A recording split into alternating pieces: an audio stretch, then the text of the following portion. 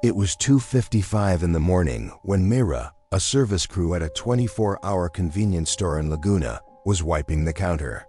The night was silent, too silent, except for the buzz of the fluorescent light above her. She was alone on shift that night. The glass door chimed. A tall man entered, wearing a black hoodie and dripping wet as if he'd been caught in the rain. But outside, the street was completely dry. He didn't look up, just went straight to the refrigerated drinks. When he approached the counter, Mira noticed his face was pale and his lips were bluish. He placed a bottle of water and whispered, "It's hot tonight." She forced a smile, scanning the item. Then she saw his reflection on the glass behind him.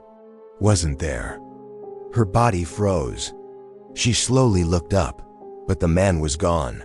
The bottle of water was still there, condensation dripping.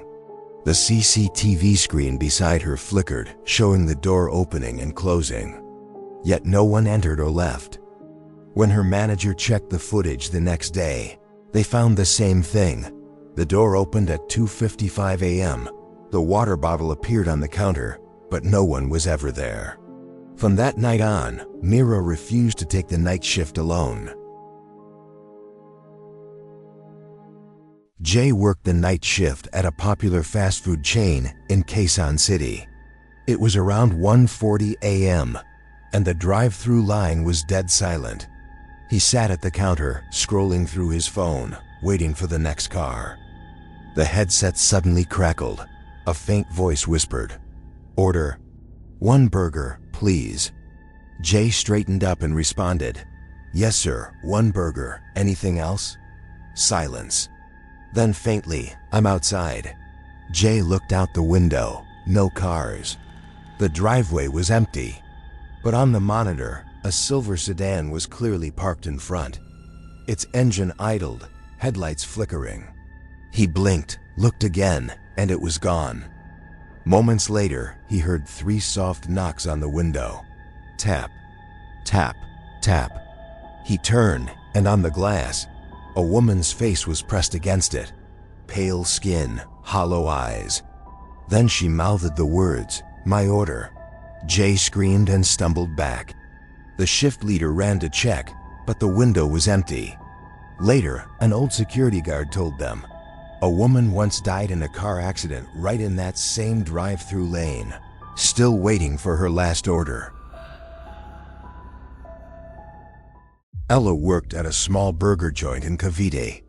It was 3:10 a.m., and she was tasked to restock the freezer. The air smelled of grease and cold metal.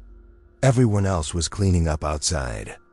As she placed the boxes on the metal shelves, she heard it, a whisper, soft, childlike, "Help me."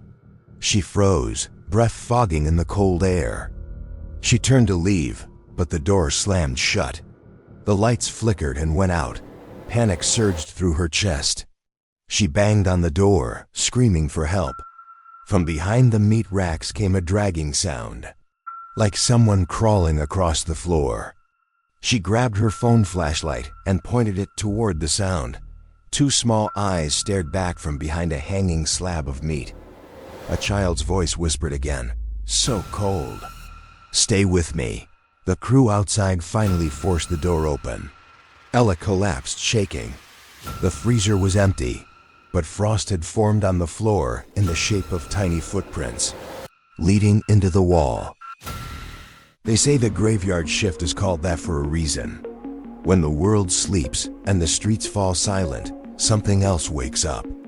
So next time you grab a late-night snack or pass by a 24-hour shop, remember, someone's still working there. And they're not always alone.